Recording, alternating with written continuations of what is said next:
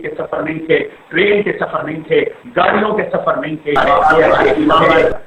وہ سفر اونٹوں کے سفر ہوا کرتے تھے یا گھوڑوں کے سفر ہوا کرتے تھے یا اس طرح کی سواریوں کے سفر ہوا کرتے تھے۔ جنگل بیابان کا سفر تھا، گرمی کی شدت تھی، بچے ساتھ تھے، سیدہ فاطمہ رضی اللہ عنہا ساتھ تھی، تو راستے میں پانی ختم ہو گیا۔ ان چھوٹے بچوں نے پیاس سے رونا شروع کر دیا، تو جب ان رونے اضافہ ہوا تو سیدہ فاطمہ رضی اللہ تعالی عنہا نے جناب رسول اللہ صلی اللہ علیہ وسلم کو پیغام بھیجا کہ بچے پیاس سے بلک رہی ہیں، اگر آپ کے پاس پانی ہو تو پانی آپ مرحمت فرمائیں تاکہ بچوں کو پانی پلایا جا سکے، بچوں کی پیاس کو بجھایا جا سکے۔ روایات میں آتا ہے آپ صلی اللہ علیہ وسلم کے پاس بھی پانی موجود نہیں تھا، آپ نے حضرات صحابہ رضوان اللہ تعالی علیہم اجمعین سے پوچھا کسی کے پاس پانی ہو، تو کسی کے پاس پانی موجود نہیں تھا، بچے تھے کہ روئے جا رہے تھے۔ یہ طبیعی تقاضا ہے، یہ ایک بشری تقاضا ہے، بچے ہیں کہ روئے جا رہے ہیں، اور حضرت فاطمہ سے ان کا رونا برداشت نہیں ہو رہا۔ حضور صلی اللہ علیہ وسلم کو علم ہوا، آپ کو بھی برداشت نہیں ہو رہا، اس طرح بڑھتا جا رہا ہے۔ آپ نے اتنے میں پیغام بھیجا کہ حسنین کریمین کو میرے پاس بھیجو۔ چنانچہ آپ کی لفظ جگر، نور نظر، سیدہ طیبہ طاہرہ حضرت فاطمہ الزہرا رضی اللہ تعالی عنہا نے ان بچوں کو حضور صلی اللہ علیہ وسلم کی خدمت میں بھیج دیا۔ جناب رسول اللہ صلی اللہ علیہ وسلم نے پہلے ایک بچے کو اٹھایا، حضرت حسن کو اٹھایا، اور حضرت حسن کو اٹھا کر یوں اپنے سامنے لیا اور یوں سامنے کر کے قریب کرتے چلے گئے، اور اپنی زبان اطہر آپ نے اپنے منہ مبارک سے باہر نکالی اور حضرت حسن کے منہ میں ڈالی۔ حضرت حسن رضی اللہ عنہ نے آقا صلی اللہ علیہ وسلم کی زبان اطہر کو چوسنا شروع کر دیا، چوستے رہے چوستے رہے چوستے رہے حتیٰ کہ ان کا رونا بند ہو گیا۔ پھر آپ نے حضرت حسین رضی اللہ تعالیٰ عنہ کو اٹھایا اور اٹھا کر اپنے سامنے کیا، اپنے چہرے اطہر کے قریب کرتے چلے گئے، اور قریب کرتے کرتے بالکل قریب فرما کر اپنی زبان اطہر کو نکالا، اور حضرت حسین رضی اللہ تعالیٰ عنہ کے منہ مبارک میں زبان کو ڈالا، تو حضرت حسین رضی اللہ عنہ نے حضور کی زبان کو چوسنا شروع کیا، اور چوستے رہے چوستے رہے، گویا کہ لسان نبوت سے، گویا کہ حضور علیہ السلام کی اس نطق سے، گویا کہ حضور کے لعاب سے اللہ نے حضرت حسن کی پیاس میں بجھا دی، حضرت حسین رضی اللہ عنہ کی پیاس میں بجھا دی۔ تو میں کیوں نہ کہوں، آج کا بچہ روتا ہے تو مائیں بسا اوقات اس کے منہ میں چوسلیاں دیتی ہیں، اور حسنین کریمین تو وہ اللہ کے مقرب بزرگ، مقرب صحابی، مقرب اہل بیت، مقرب بندے ہیں کہ جنہیں چوسلی بھی حضور کی زبان کی نصیب ہوئی۔ اللہ کے نبی علیہ السلام کی زبان اطہر کو چوسا۔ حسنین کریمین حضور کی تربیت میں، حضور کی نگرانی میں بڑے ہوتے چلے گئے، بڑھتے چلے گئے۔ آپ نے انہیں نماز سکھائی، آپ صلی اللہ علیہ وسلم نے انہیں تلاوت سکھائی، آپ صلی اللہ علیہ وسلم نے انہیں قرآن سکھایا، اور حبیب نامی ایک صحابی کو آپ نے اپنے ان دونوں نواسوں کے لیے معلم مقرر فرمایا۔ وہ تشریف لاتے، وہ ان کو قرآن بھی پڑھاتے، وہ ان کو لکھنا بھی سکھاتے، وہ ان کو پڑھنا بھی سکھاتے۔ حضور علیہ السلام پھر ان کو خود ان تمام اذکار کی تلقین فرماتے۔ چنانچہ بچوں کو عام طور پر نظر لگتی ہے تو آپ صلی اللہ علیہ وسلم حضرت حسن و حسین رضی اللہ عنہ کو اکثر ان الفاظ کے ساتھ دم فرمایا کرتے تھے۔ ہمارے ناظرین ان حضور کے الفاظ اطہر کو نوٹ کریں اور اللہ کے نبی علیہ السلام کی اس حدیث کو نوٹ فرمائیں۔ بچوں کی نظر بد کے لیے اللہ کے نبی علیہ السلام کا عطا کردہ یہ نسخہ اور یہ وظیفہ ہے۔ آپ علیہ السلام فرماتے اعیذکما باللہ من کل شیطان وہامۃ وعین لامۃ، میں تم دونوں کو اپنے اللہ کی پناہ من کل شیطان وہامۃ، ہر شیطان، جن اور ہر کیڑوں اور مکوڑوں سے، وعین لامۃ، اور ہر نظر بد سے۔ اور فرمایا کہ کان ابراہیم علیہ السلام یعبد بہؤلاء الکلمات، اسماعیل و اسحاق ہمارے ابا حضرت ابراہیم علیہ السلام اپنے صاحبزادوں حضرت ابراہیم خلیل اللہ، حضرت اسحاق علیہ السلام اور حضرت اسماعیل علیہ السلام کو بھی ان کلمات کے ساتھ تعوذ فرماتے تھے، اللہ کی پناہ میں دیا کرتے تھے، اللہ کی امان میں دیا کرتے تھے، اللہ کی حفاظت میں دیا کرتے تھے۔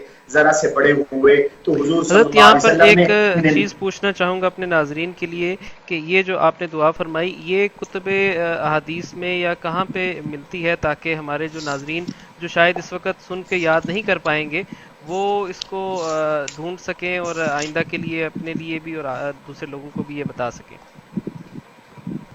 جی، یہ کتب احادیث کے اندر یہ روایت موجود ہے، اور آپ صلی اللہ علیہ وسلم نے ان حضرات کے لیے جو ہے ان کلمات کی تلقین فرمائی، اور میں اس کا حوالہ بھی ابھی عرض کرتا ہوں، اور اس کے ساتھ یہ بھی عرض کرتا چلوں کہ آپ صلی اللہ علیہ وسلم نے انہیں دعائے قنوت بھی سکھائی۔ حدیث پاک میں قنوت کی 2 دعائیں مذکور ہیں، ایک دعا ہے اللہم انا نستعینک ونستغفرک ونؤمن بک ونتوکل علیک ونثنی علیک الخیر، اور ایک دعا ہے جو ہم جس کو ہم قنوت نازلہ کہتے ہیں، اور ہمارے عرب بھائی اس دعا کو پڑھتے ہیں، اور اس کا نام ہے اور وہ ہے اللہم اہدنی فیمن ہدیت وعافنی فیمن عافیت وتولنی فیمن تولیت وقنی شر ما قضیت فانک تقضی ولا یقضى علیک فإنه لا يذل من واليت ولا يعز من عاديت سبحانك ربنا وتعاليت۔ یہ دعا ان کو تلقین فرمائی جناب رسول اللہ صلی اللہ علیہ وسلم نے، اور یہ دعا حضرت حسن رضی اللہ تعالی عنہ سے ہی کتابوں کے اندر منقول ہے، اور حضرت حسن رضی اللہ تعالی عنہ اس روایت کو روایت فرماتے ہیں۔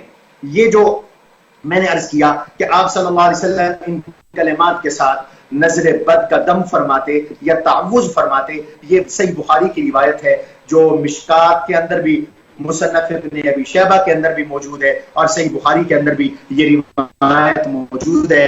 ہمارے ناظرین یہ دعا وہاں سے دیکھ سکتے ہیں، اس کا ملاحظہ کر سکتے ہیں۔ جناب رسول اللہ صلی اللہ علیہ وسلم کی تربیت میں حسنین کریمین علم حاصل کرتے ہیں، حسنین کریمین ادب سیکھتے ہیں، حسنین کریمین سمجھداری سیکھتے ہیں، فراست سیکھتے ہیں، اور پھر انہیں حضور صلی اللہ علیہ وسلم کی جو محبت نصیب ہے، اور حضور کی جتنی توجہ نصیب ہے، اور حضور کی جتنی دعائیں نصیب ہیں، وہ بس انہی کا خاصہ ہے۔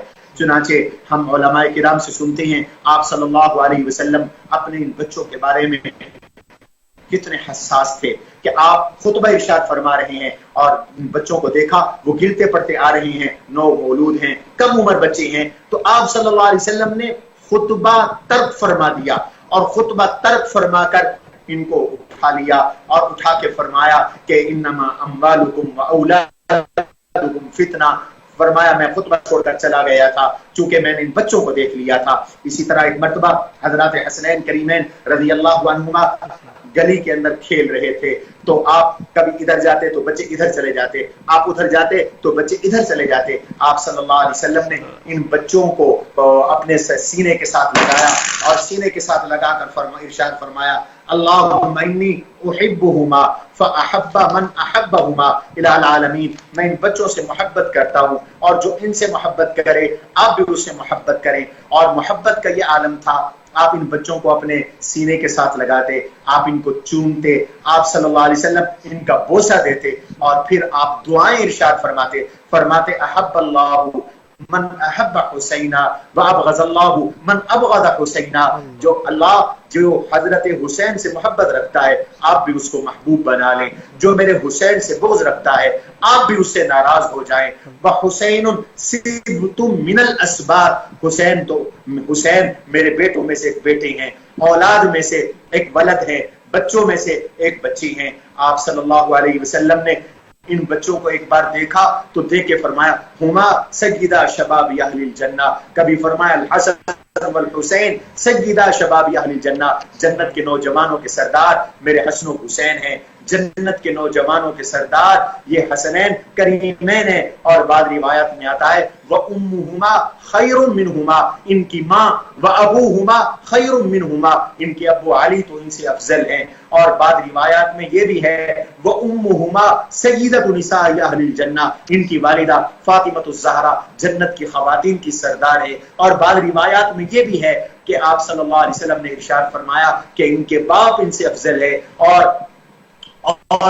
اللہ کے اور ابو بکر و عمر ان سے افضل ہیں. اور ویسے حضرت عمر رضی اللہ تعالیٰ عنہ کا آخری وقت تھا اور وہ بڑے پریشان تھے، فکر آخرت میں رو رہے تھے. حضرت علی المرتضیٰ رضی اللہ تعالیٰ عنہ کی خدمت میں تشریف لائے اور آ کر عرض کیا امیر المومنین آپ کیوں پریشان ہیں؟ میں نے کئی بار رحمت عالم صلی اللہ علیہ وسلم کی زبان اطہر سے سنا آپ تو جنتی ہیں. فرمایا کہ مجھے اس کے اوپر گواہ پیش کرو کہ تم نے حضور صلی اللہ علیہ وسلم سے سنا. تو آپ نے اپنے صاحبزادے حضرت حسن رضی اللہ تعالیٰ عنہ کو بطور گواہ کے پیش کیا اور حضرت حسن نے ارشاد فرمایا کہ میں نے اپنے نانا حضور صلی اللہ علیہ وسلم سے سنا تھا سیدہ کہول اہل الجنت ابو بکر و عمر، جنت کے ابو بکر، آپ نے قبول اہل جنت کا سردار ابو بکر عمر کو قرار دیا اور شباب اہل جنت کا سردار حضور صلی اللہ علیہ وسلم نے سیدنا حسن اور سیدنا حسین رضی اللہ تعالیٰ عنہ کو قرار دیا. آپ نماز پڑھ رہے ہوتے تو یہ حضرت حسین آپ کے سجدے کی حالت میں آپ کی پشت مبارک پر سوار ہو جاتے تو آپ اس بچے کی رعایت فرماتے. یہ حضور صلی اللہ علیہ وسلم کی ان کے ساتھ محبت کا عالم تھا. اور ایک موقع پر تو یہاں تک فرما دیا کہ حسین منی وانا من الحسین، حسین منی وانا من الحسین، حسین مجھ سے ہیں میں حسین سے ہوں. اس کا کیا معنی ہے؟ بہت سے لوگوں کو اس حدیث کا مفہوم اور معنی سمجھ میں نہیں آتا تو میں مفہوم بھی عرض کرتا چلوں. حسین منی، حسین میرے خاندان میں سے ہیں، حسین میری آل میں سے ہیں، حسین میرے گھرانے میں سے ہیں، حسین میری اطاعت کرنے والوں میں ہیں. وَأَنَا مِنَ الْحُسَيْن، میں حسین کے آبا میں سے ہوں، میں حسین کے اجداد میں سے ہوں، میں حسین کے محترم لوگوں میں سے ہوں، میں حسین کے بزرگوں میں سے ہوں. اللہ کے نبی صلی اللہ علیہ وسلم نے ان کو یہ اعزاز بھی ارشاد فرمایا. اور پھر ایک کمال یہ کہ اللہ تعالیٰ نے ان دونوں بچوں کو حضور کا شبیہ بنا دیا، حضور کا ہم شکل بنا دیا، حضور کا ہم مثل بنا دیا.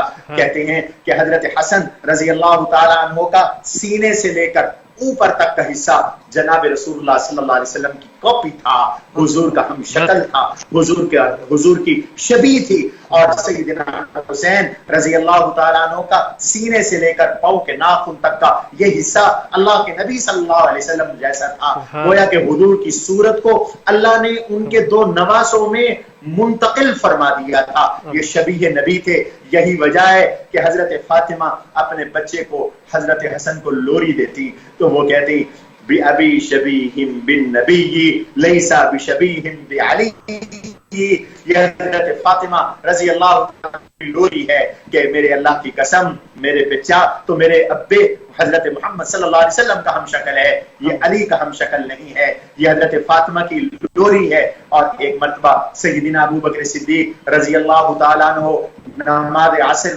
ادا فرما کر مسجد نبوی سے باہر نکلے.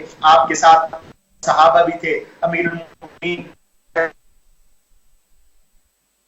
ساتھ حسن گلی میں کھیل رہے تھے تو ان کو کھیلتا دیکھ کر حضرت ابو بکر صدیق رضی اللہ تعالیٰ عنہ نے ان کو اٹھایا اور اٹھا کے سینے کے ساتھ لگایا. اور یہی لوری حضرت ابو بکر نے بھی پڑھی، حضرت علی کے سامنے پڑھی. فرمایا بِأَبِي شَبِيهٍ بِالنَّبِيِّ لَيْسَ بِشَبِيهٍ بِعَلِيٍّ. اللہ کی قسم تم حضور کی ہم شکل ہو، تم علی المرتضیٰ رضی اللہ تعالیٰ عنہ کی ہم شکل نہیں ہو. تو حضرت حسن و حسین کو حضور صلی اللہ علیہ وسلم کی شباہت بھی نصیب ہوئی اور حضور صلی اللہ علیہ وسلم کی اوصاف بھی نصیب ہوئی.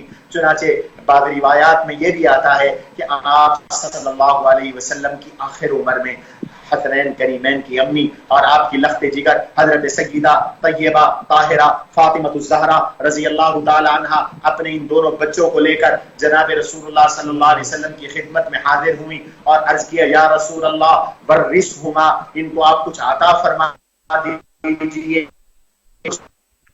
ان کو کچھ چیزیں دیجیے. جناب رسول اللہ صلی اللہ علیہ وسلم نے اس موقع پر بڑی عجیب بات ارشاد فرمائی. فرمایا کہ میں دو چیزیں حسن کو عطا کرتا ہوں, دو چیزیں حسین کو عطا کرتا ہوں. اما الحسن فلہ جرأتی وجودی و اما الحسین اما الحسن فلہ ہیبتی و سعدتی. اما الحسن, حسن کے لیے میری دو چیزیں ہیں, ہیبتی میری ہیبت, میرا روب, و سعدتی اور میری سرداری حسن کو ملے گی. وَأَمَّا الْحُسَيْنِ فَلَهُ جُرْأَتِي وَجُودِي, اور حسین کو میری جرت ملے گی, میری سخاوت ملے گی, میری سخاوت ملے گی. یہ گویا کہ دو پیشین گوئیاں تھی, اور واقعتاً اللہ نے حضرت حسین کو جرت بھی عطا کی, سخاوت بھی عطا کی. اور سخاوت کا عالم یہ تھا کہ ایک بھکاری خاتون بھیک مانگتے مانگتے ان کے گھر کے باہر آ گئی تو حضرت حسین رضی اللہ تعالیٰ عنہ کے کان میں آواز پڑ گئی.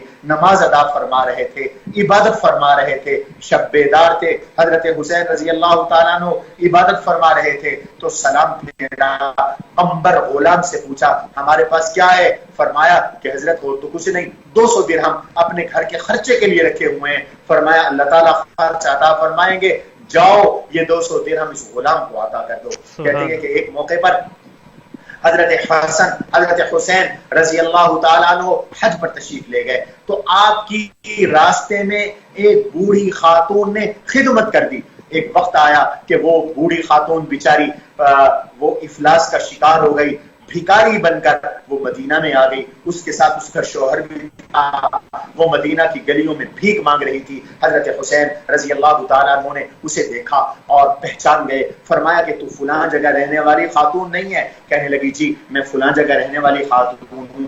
کیسے آئی ہو؟ کہنے لگی کہ حالات نے مجبور کر دیا ہے, 10 نگر بن کر آئی ہوں اور لوگوں سے اپنی ضروریات کا تقاضا کر رہی ہوں, مطالبہ کر رہی ہوں. فرمایا اچھا تم نے ہماری حج کے موقع پر خدمت کی. میں یہاں عرض کرتا چلوں کہ حضرت حسین رضی اللہ تعالی عنہ نے اپنی مبارک زندگی میں 25 پیدل حج فرمائے تھے.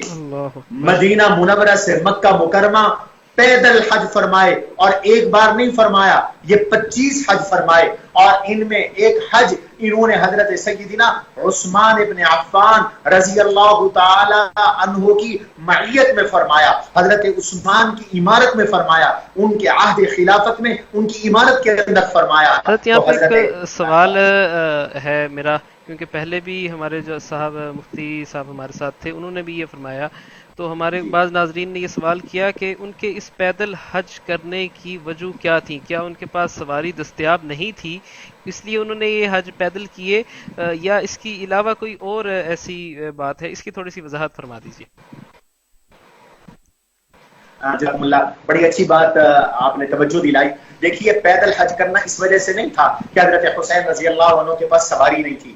آج بھی بہت سے لوگ وہاں مکہ مکرمہ سے تمام مناسک حج پیدل کرتے ہیں. اس کی وجہ یہ ہے کہ پیدل حج کرنے کی احادیث میں فضیلت بیان ہوئی ہے. جناب رسول اللہ صلی اللہ علیہ وسلم نے پیدل حج کرنے والے کے لیے مغفرت کا اعلان فرمایا ہے, اور اس مجاہدے میں قدم قدم پر اللہ کی طرف سے رحمتوں کا اور برکتوں کا نزول ہوتا ہے. تو یہ ایک فضیلت کا حصول تھا, اجر کے حصول کا جذبہ تھا, اجر کے حصول کا شوق تھا. اور پہلے زمانے میں اس طرح کی منتیں بھی مانی جاتی تھی کہ میرا یہ کام ہو گیا تو میں بیت اللہ پیدل جاؤں گا, میں اللہ کے گھر میں پیدل جاؤں گا. تو اس وجہ سے یہ پیدل حج کرنا حضرت حسین رضی اللہ عنہ کی عظیمت تھی اور حصول اجر کے لیے تھا, اور یہ ان کی نیکی کی رغبت تھی. تو حضرت حسین رضی اللہ تعالیٰ عنہ نے اس خاتون سے کہا کہ میں جب حج کرنے گیا تھا تو میرے ساتھ میرے بھائی حضرت حسن بھی تھے, اور میرے ساتھ حضرت جعفر رضی اللہ عنہ کے صاحبزادے بھی تھے.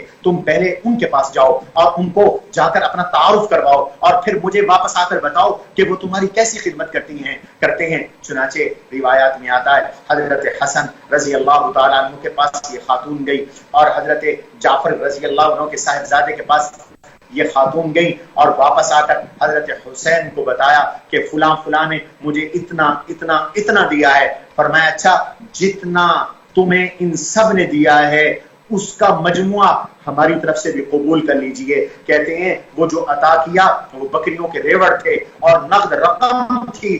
تو ایک بھکاری خاتون کو حسین رضی اللہ عنہ نے خطے کی امیر ترین خاتون بنا کر گھر روانہ فرمایا۔ یہ حضرت حسین رضی اللہ عنہ کی جود و سخا تھی۔ اور آپ صلی اللہ علیہ وسلم نے حضرت حسن رضی اللہ عنہ کے بارے میں بھی فرمایا تھا کہ ھذا ابنی سید لعل اللہ ان یصلح به بین الفئتین العظیمتین المسلمتین، کہ میرا یہ بیٹا سردار ہے، ایک وقت آئے گا کہ میرا یہ بیٹا مسلمانوں کی دو بڑی جماعتوں میں صلح کروائے گا۔ چنانچہ وہ وقت آیا کہ جب دو مسلمانوں کی بڑی جماعتیں آپس میں دست و گریباں تھی اور جنگ جمل ہو چکی تھی، صفین ہو چکی تھی اور پشت و خون ہو رہا تھا، تو حضرت حسن رضی اللہ تعالیٰ عنہ کے باوجود کہ لشکر پہاڑوں کی چوٹیوں کے برابر تھے، لیکن انہوں نے فرمایا میں اپنے نبی کی، اپنے نانا کی امت کو خون سے بچانے کے لیے صلح کر رہا ہوں۔ اور حضرت امیر معاویہ رضی اللہ عنہ سے ڈائلاگ فرمائے،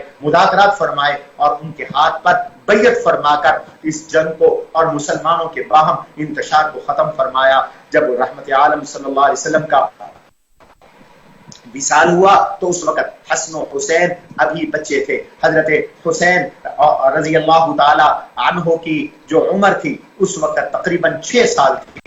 حضرت ابو بکر صدیق رضی اللہ عنہ کا دور آیا تو وہ ان سے پیار فرماتے، ان سے محبت فرماتے اور ان کے لیے خاص طور پر ان کی خدمت میں ہدایہ پیش فرماتے۔ حضرت عمر رضی اللہ تعالیٰ عنہ کا دور آیا تو حسنین کریمین ذرا سے بڑے ہو گئے تھے اور حضرت حسین اور حضرت حسن رضی اللہ عنہ سے حضرت عمر کا 2 طرح کا تعلق ہو گیا۔ ایک تو یہ کہ حسنین کریمین کی ہمشیرہ حضرت ام کلثوم سے حضرت عمر رضی اللہ تعالی عنہ کا نکاح ہوا تو حضرت عمر کا گھر حسنین کریمین کی بہن کا گھر ہوا، کثرت سے ان کا آنا جانا ہوا کرتا تھا۔ ایک موقع پر یمن سے کچھ چادریں آئیں، حضرت عمر رضی اللہ تعالیٰ عنہ نے وہ چادریں صحابہ میں تقسیم کی تو محسوس ہوا کہ حسنین کریمین کے ماپ کے کپڑے ان میں موجود نہیں ہیں، تو باقاعدہ یمن کے گورنر کو خط لکھا کہ ہمارے پاس 2 سوٹ بھیجو اور اچھے قسم کے سوٹ بھیجو۔ انہوں نے سوٹ بھیجے، آپ نے یہ سوٹ حسنین کریمین کو پہنائے اور جب وہ پہن کر سامنے آئے تو فرمایا الآن طابت بہ نفسی، اب عمر کا دل ٹھنڈا ہو گیا ہے۔ حضرت عمر رضی اللہ عنہ نے اپنے دور خلافت میں صحابہ کے وظائف مقرر کیے تھے، چنانچہ جو جس درجے کا صحابی تھا اس کا اتنا زیادہ، جو جتنے بڑے درجے کا تھا اس کا اتنا زیادہ وظیفہ مقرر ہوا۔ بدری صحابہ کے لیے 5000 سالانہ وظیفہ مقرر ہوا، انصار کے لیے 4000 سالانہ وظیفہ مقرر ہوا، ازواج مطہرات کے لیے 12000 درہم سالانہ وظیفہ مقرر ہوا۔ حسنین کریمین بدری صحابی نہیں تھے اس لیے کہ بدر کے موقع پہ تو یہ پیدا ہی نہیں ہوئے تھے، اور حضرت حسن اور حضرت حسین کا انہوں نے وظیفہ مقرر کیا اور ان کے مقام اور مرتبے کی وجہ سے حضرت علی اور مرتضی اور بدری صحابہ کے برابر ان کا وظیفہ حضرت عمر رضی اللہ تعالیٰ نے مقرر کیا اور حضرت حسین سے فرمایا کہ تم میرے پاس آیا کرو۔ حضرت حسین آئے تو حضرت عمر دفتری امور میں مشغول تھے۔ حضرت عبداللہ بن عمر نے بتایا کہ ابو مصروف ہیں، دوبارہ ملاقات ہوئی، فرمایا تم آئے نہیں؟ فرمایا امیر المومنین میں آیا تھا، آپ کے بیٹے نے بتایا آپ مصروف تھے، فرمایا کہ آپ کو عبداللہ بن عمر سے بھی پوچھنے کی ضرورت نہیں، عمر کی نظر میں آپ کا مقام عبداللہ بن عمر سے بڑھ کر۔ اس طرح حضرت عمر رضی اللہ تعالیٰ عنہ کے دور میں حضرات حسنین کریمین کا ایک مقام تھا، پھر حضرت عثمان رضی اللہ عنہ کا دور آیا تو اب حسنین کریمین جوان ہو چکے تھے اور یہ مجاہد ہو چکے تھے، اپنے نانا کے دین کے لیے جہاد کرنے کے قابل ہو گئے تھے۔ چنانچہ حضرت عثمان رضی اللہ تعالیٰ عنہ کی عمارت میں، حضرت عثمان کی عمارت میں حسنین کریمین نے طرابلستان کے علاقے میں جہاد فرمایا، خراسان تشریف لے گئے، وہاں جہاد فرمایا اور مختلف علاقوں کے اندر حسنین کریمین حضرت عثمان کے دور میں جہاد کے لیے تشریف لے گئے۔ اور یہاں میں یہ بھی عرض کرتا چلوں، حضرت عثمان رضی اللہ عنہ کے دور حکومت میں بعض تاریخی روایات کے مطابق وہ علاقہ فتح ہوا اصفہان کا، خراسان کا، اس میں یزدجر کی 2 بیٹیاں جو شہزادیاں تھیں گرفتار ہو کر آئیں، ایک کا نام شہر بانو تھا اور ایک کا نام غالباً حباب تھا، تو ان کے لیے مشورہ ہوا کہ یہ بادشاہ کی بچیاں کس کو دی جائیں، تو حضرت عثمان رضی اللہ تعالیٰ عنہ کا فیصلہ تھا کہ اس کے لیے سب سے اہل اور مستحق شہزادے ہی ہیں۔ چنانچہ ایک کا نکاح اسلام قبول کرنے کے بعد ایک حضرت حسن رضی اللہ تعالیٰ عنہ کے نکاح میں دے دی گئی، ایک حضرت حسین رضی اللہ تعالیٰ عنہ کے نکاح میں دے دی گئی، اور ہمارے ایک مکتب فکر کی کتب کے مطابق اسی شہر بانو جو حضرت حسین رضی اللہ عنہ کی بیوی ٹھہری، ان کے علاوہ بھی ان کی ازواج تھی، ان کی بیویاں تھی، اسی سے حضرت علی ابن حسین رحمہ اللہ، جن کو امام زین العابدین رحمہ اللہ کہتے ہیں، ان کے بطن سے پیدا ہوئے، اور حضرت عثمان رضی اللہ تعالی عنہ کا۔ جی حضرت یہاں پہ ایک مزید سوال، جی میں یہاں پہ ایک سوال کرنا چاہ رہا تھا، تاکہ تھوڑا سا آپ نے ماشاءاللہ بہت ہی خوبصورت انداز میں ایک بیان کیا، دو تین نکتے اپنے ناظرین کے لیے، کہ کتب میں حضرت حسین رضی اللہ تعالی عنہ کی شادیوں کے بارے میں کیا روایات ملتی ہیں، کہ انہوں نے کتنی شادیاں کی اور ان کے کتنے بچے تھے؟ حضرت حسین رضی اللہ تعالی عنہ کی جو شادیاں ہیں وہ روایات کے اندر 4 ہیں۔ نمبر 1، آپ صلی اللہ حضرت حسین رضی اللہ تعالیٰ عنہ کی جو بیویاں ہیں، ان میں ایک بیوی یہ جو جن کا میں نے نام لیا ہے، ان بیویوں کے بارے میں تو حضرت شہربانوں کے بارے میں تو آل سنت اور ہمارے آل تشیع بھائی کی کتب میں اختلاف ہے۔ یہ جو میں نے بات نقل کی ہے یہ آل تشیع حضرات کے کتب کے مطابق نقل کی ہے۔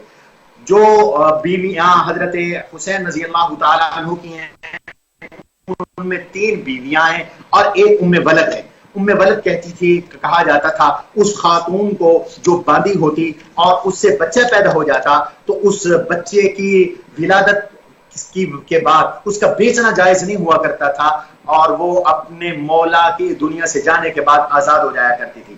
تو ایک بیوی کا نام ایک بیوی اسحاق بنت طلحہ تھی، اور جو حضرت حسین رضی اللہ تعالیٰ عنہ کے صاحبزادے ہیں ان میں ایک علی اکبر ہیں، ایک علی اصغر ہیں، اور ایک جعفر ہیں، ایک عبداللہ ہیں، 4 بیٹے ہیں، اور 2 حضرت حسین رضی اللہ تعالیٰ عنہ کی صاحبزادیاں ہیں، ایک کا نام سکینہ ہے اور ایک کا نام فاطمہ ہے۔ تو یوں ہم کہہ سکتے ہیں کہ 4 بیویاں اور حضرت حسین رضی اللہ تعالیٰ عنہ کی کل 6 اولاد ہے جو اللہ تعالیٰ نے حضرت حسین رضی اللہ تعالیٰ عنہ کو عطا فرمائی تھی۔ صحیح، آپ آگے جاری رکھیے۔ جی، حضرت حسین رضی اللہ تعالیٰ عنہ حضرت عثمان رضی اللہ تعالیٰ عنہ کے دور میں جب ان کا محاصرہ ہوتا ہے تو اس کے بھی حضرت عثمان رضی اللہ عنہ اپنے والد حضرت علی المرتضی رضی اللہ تعالی عنہ کے حکم سے کئی روز تک حضرت عثمان کے گھر کا پہرا دیتے ہیں، چونکہ باغی مختلف علاقوں سے مدینہ منورہ آ چکے تھے، اور وہ یک نکاتی ایجنڈا لے کر آئے تھے کہ ہمیں حضرت عثمان رضی اللہ تعالی عنہ کو خلافت سے معزول کرنا ہے۔ اور حضرت عثمان رضی اللہ تعالیٰ عنہ کا عالم یہ تھا کہ وہ فرماتے تھے کہ میں اللہ کے نبی علیہ السلام کی ہدایت کے مطابق میں خلافت سے دستبرداری اختیار نہیں کروں گا، اور نہ ہی میں مدینہ الرسول میں خون ریزی کروں گا۔ بڑا اصرار ہوا حضرت علی کا بھی، حضرت طلحہ کا بھی، حضرت زبیر کا بھی، شام سے حضرت امیر معاویہ رضی اللہ عنہ کا بھی، آپ ہمیں اجازت دیں ان کو ختم کر دیا جائے گا، یہ باغی ہیں۔ فرمایا نہیں، میں اللہ کے نبی صلی اللہ علیہ وسلم کے شہر میں خون ریزی نہیں چاہتا۔ آپ صلی اللہ علیہ وسلم نے حضرت عثمان رضی اللہ عنہ کو اس بارے میں پیشین گوئیاں فرمائی تھی، خاص ہدایات دی تھی، تو اس لیے حضرت عثمان اپنے گھر میں تھے اور ان کے گھر کا محاصرہ کر لیا گیا۔ تو ان کے گھر کے دروازے پر کئی روز تک حسنین کریمین نے پہرا دیا اپنے چچا کے دروازے پر، اور جب باغیوں کا غلبہ ہوا اور وہ دیوار پھلانگے، حضرت حسن اور حضرت حسین رضی اللہ عنہ نے دفاع فرمایا اپنے چچا حضرت عثمان کا۔ اس مزاحمت میں اور دفاع میں حسنین کریمین رضی اللہ عنہ زخمی بھی ہو گئے۔ اور یہاں میں یہ بھی عرض کرتا چلوں کہ حضور کے صحابہ اور حسنین کریمین کا آپس میں کتنا پیار تھا، کتنا تعلق تھا، کتنی الفت تھی، اور صحابہ حسنین کریمین کا کتنا احترام کرتے تھے، یہ بھی مستقل موضوع ہے۔ میں مختصر ایک آدھ واقعہ اس پر عرض کرتا ہوں۔ رضی اللہ عنہ حج ایک جنازے سے واپس تشریف لا رہی ہیں، پیدل کا سفر ہے، چلتے چلتے تھک گئے تو ذرا سستانے کے لیے ایک جگہ بیٹھ گئے.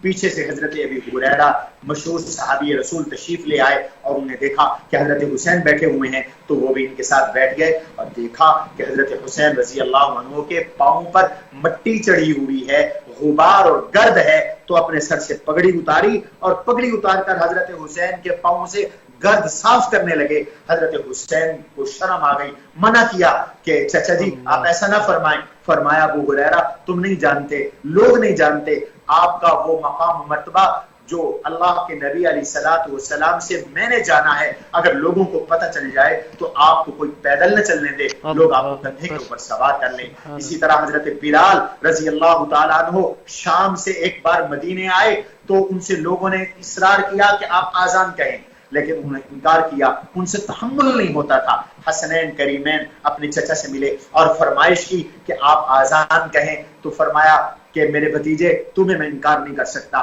فجر کی آذان کہوں گا. تو حضرت حسین رضی اللہ عنہ کی فرمائش پر حضرت بلال نے اگلے روز فجر کی آذان کہی تو مدینہ میں سما بن گیا کہ حضور کے صلی اللہ علیہ وسلم کے زمانے کی آذان آ رہی ہے. اور روایات میں آتا ہے فلما قال اللہ اکبر ارتجت المدینہ، جب انہوں نے اللہ اکبر کہا تو جو لگتا تھا جیسے مدینہ میں زلزلہ آ گیا ہے. فلما قال اشهد ان لا الہ الا اللہ زادت رجتها، جب اشهد ان لا الہ الا اللہ کہا تو اس کے اضطراب میں اضافہ ہو گیا. فلما قال اشهد ان محمد رسول اللہ، جب اشهد ان محمد رسول اللہ صلی اللہ علیہ وسلم پر پہنچے تو عورتیں روتی ہوئی گھروں سے باہر آ گئی، بچے روتے ہوئے باہر آ گئے کہ جناب رسول اللہ صلی اللہ علیہ وسلم کے دور کا یہ منظر نظر آ رہا ہے. تو یوں ان حضرات نے زندگی گزاری اور وقت گزارا.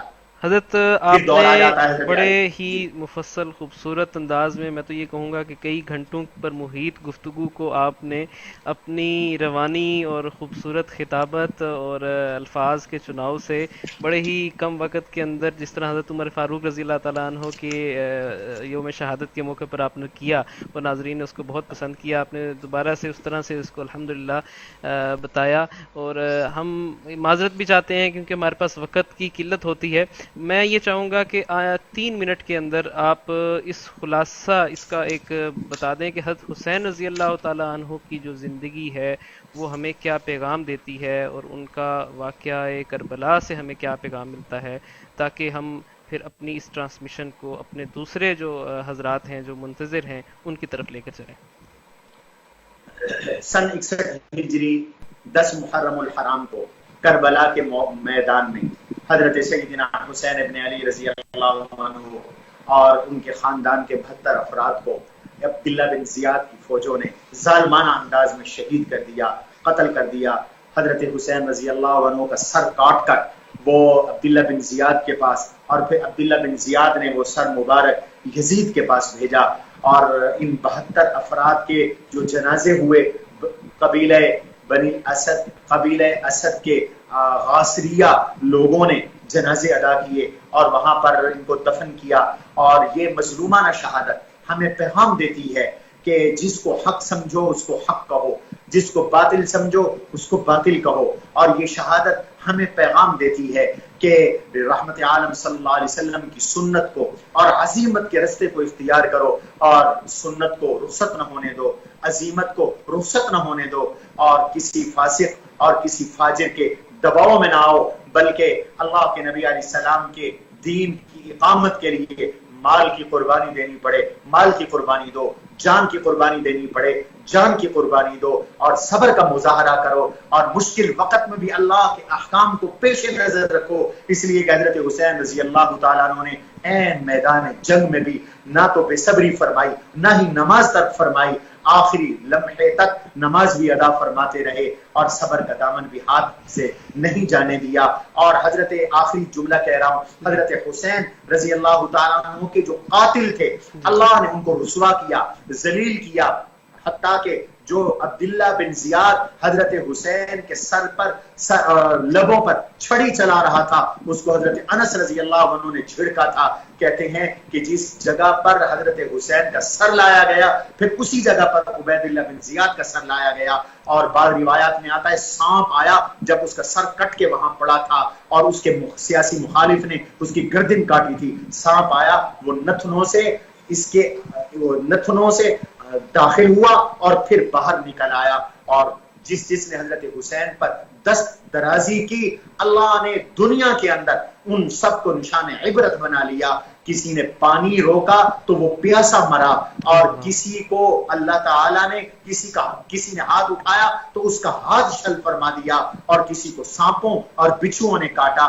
تو یہ صبر کا نتیجہ ہے. اللہ مجھے بھی، آپ کو بھی اور پوری امت مسلمہ کو صبر حسینی نصیب فرمائے. میں ایک بار پھر میسی ٹی وی کا شکر گزار ہوں. سبحان ربک رب العزت عما یصفون والسلام علی المرسلین والحمد للہ. حضرت بہت بہت شکریہ آپ کی اس خوبصورت ترین گفتگو کا، اور اللہ تعالیٰ آپ کو بہت جزائے خیر عطا فرمائے. اور ہماری خواہش ہوگی کہ آئندہ بھی میسج ٹی وی کے اس پلیٹ فارم پر جو بھی ہمارے برگزیدہ حضرات ہیں ان کے متعلق جو بھی گفتگو ہو، آپ اپنے قیمتی وقت میں سے وقت نکال کر ایسے ہی خوبصورت ترین الفاظ سے اور اتنی جامع معنی گفتگو سے، جن کو شاید میں سمجھتا ہوں کہ 2-3 گھنٹے بھی شاید اس کے لیے کم ہوں، لیکن آپ نے ان کو ایک خوبصورت طریقے سے پرویا اور اس مختصر ترین وقت میں اس ساری گفتگو کو سمیٹا. اللہ تعالیٰ آپ کو بہت جزائے خیر عطا فرمائے. ہم آپ کو بہت انشاءاللہ میسی ٹی وی کے لیے ہر وقت حاضر ہوں. میں آپ کا ایک بار پھر شکر گزار ہوں. بہت شکریہ. جزاک اللہ. وعلیکم السلام ورحمۃ اللہ وبرکاتہ. محترم ناظرین، آج کی ہماری یہ گفتگو یہاں پر اختتام پذیر ہوتی ہے. انشاءاللہ العزیز ہماری اگلی نشست جو اب سے کچھ دیر بعد شروع ہوگی، جس میں ہمارے مہمان ڈاکٹر شیخ عنایت اللہ مکی مکۃ المکرمہ سے ہمارے ساتھ براہ راست ہوں گے، اور حضرت حسین رضی اللہ تعالیٰ عنہ کی شان، منقبت اور فضائل کے متعلق وہ گفتگو کریں گے. انشاءاللہ کچھ ہی دیر بعد ہم آپ کی خدمت میں دوبارہ حاضر ہوتے ہیں. السلام علیکم ورحمۃ اللہ وبرکاتہ.